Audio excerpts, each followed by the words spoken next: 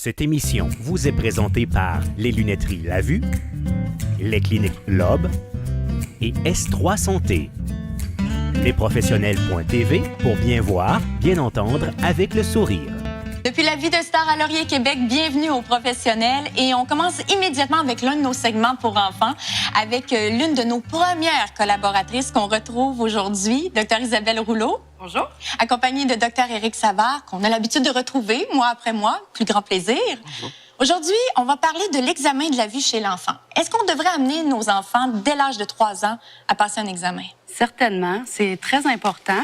En fait, l'enfant, quand il vient au monde, il ne voit pas très loin devant lui, il voit à peu près à 20 cm. Donc, il va voir le visage de maman ou de papa quand on les a dans les bras. Et c'est à peu près ça. Est-ce qu'il voit les couleurs? En fait, quand il vient au monde, non, il ne voit pas les couleurs. Ça va se développer plus vers l'âge de 9 mois. Et l'acuité visuelle de l'enfant va se développer jusqu'à vers 8 à 10 ans. C'est sûr qu'en bas âge, s'il y a un fort problème au niveau des yeux, un œil beaucoup plus faible, entre autres, ça peut créer un retard de développement autant de l'acuité visuelle que de développement moteur ou au niveau scolaire un petit peu plus tard. On attrape souvent des choses vers l'âge de 3 ans que si on corrige tout de suite, ça va éviter d'avoir ces problèmes-là par la suite. Et ce qui est important de dire aussi, c'est que tous les enfants naissent hypermétropes. Okay? Ils font tous un certain degré d'hypermétropie. Normalement, c'est aux alentours de 0,50 dioptrie. Il y en a qui vont faire plus que ça. Et de l'hypermétropie, l'enfant va voir quand même, mais il va peut-être forcer 2 ou 3 fois plus qu'un autre pour faire la même affaire. Souvent, l'enfant va arriver en première année, il commence à apprendre ses lettres, commence à apprendre à lire, à écrire. Puis là, on s'aperçoit qu'il y a des problèmes de concentration. Puis là, ça peut aller loin. Il rencontre l'orthopédagogue. Y a-t-il des problèmes? Y a-t-il des troubles? Souvent, c'est juste un examen de la vue qui va permettre de diagnostiquer que l'enfant fait de l'hypermétropie et vous pouvez régler des gros problèmes en faisant ça. Donc, en venant dès l'âge de 3 ans, déjà là, on prévient, au lieu de guérir trop tard, finalement. En fait, tout le monde devrait emmener son enfant vers l'âge de 3 ans pour passer un examen de la vue. C'est essentiel. La période de développement d'un œil, c'est de 0 à 8 ans. Si vous avez un œil qui est paresseux d'un côté, puis que vous le soignez pas avec des exercices de cache et avec une paire de lunettes, à ce moment-là, c'est irréversible. Il y a des métiers plus tard que votre enfant ne pourra pas faire. Et s'il veut être pompier, s'il veut conduire des camions... Ça peut aller aussi loin que ça. Oui, parce que souvent, c'est des métiers qui vont prendre vos 2 yeux coordonnés ensemble. On peut faire toute sa vie en fonctionnant juste avec un œil, mais on n'a pas 2 yeux pour rien. C'est pour aller chercher notre stéréoscopie, notre jugement de distance. Puis, Dr Rouleau, c'est quoi un œil paresseux? Un œil paresseux, en fait, le vrai terme, c'est une amblyopie. C'est un œil qui n'a pas développé la capacité d'aller chercher, de distinguer les petits détails. Un enfant qui va avoir un œil qui est beaucoup plus faible que l'autre, c'est toujours le bon œil qui va prendre le dessus, qui va aller fixer les choses. Donc, ça donne pas la chance à l'œil qui est plus faible d'aller chercher sa capacité. Donc, quand on les attrape tôt, souvent, juste le fait de corriger ça avec une lunette va permettre que les 2 yeux aient la même stimulation et ça rentre dans l'ordre tout seul. Sinon, si après une couple de mois, on se rend compte que ça se fait pas tout seul, il y a possibilité d'aller cacher le bon œil avec une cache. Souvent, ça va être soit quelques heures par jour. Normalement, c'est 4 heures par jour. Oui, ou même des fois 3 à 4 jours semaine, puis un 3 jours semaine, pas de cache. Et ça permet de stimuler cet œil-là et de faire le développement. Sauf que ça, généralement, plutôt qu'on les prend, mieux c'est.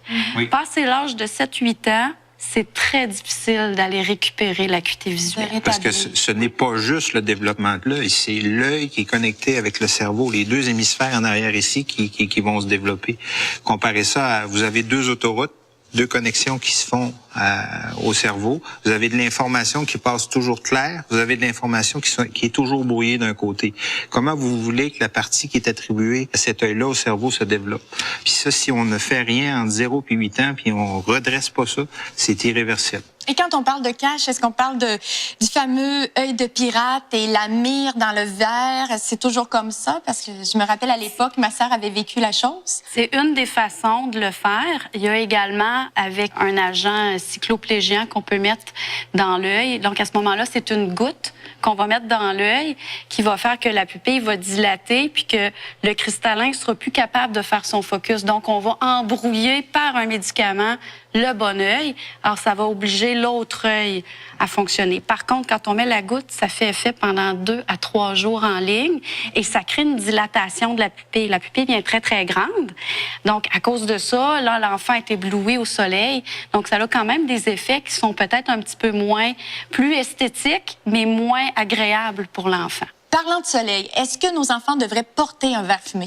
Absolument. C'est sûr. Très tôt? En fait, oui, parce que les enfants, premièrement, ils ont 3 fois plus d'exposition que les adultes au soleil parce qu'ils jouent beaucoup plus dehors que nous, malheureusement. Puis, l'autre chose, c'est qu'ils ont des grandes pupilles, souvent les yeux plus pâles, ils ont moins de pigments, donc ils vont être plus éblouis et beaucoup plus de risques d'avoir des altérations au niveau des yeux en lien à l'exposition aux rayons ultraviolets. Quand on entend que les enfants ne devraient pas porter de verre solaire parce que ça va nuire à leur capacité par la suite ou qui vont venir d'endurer. dépendant à ça, c'est pas du tout le cas.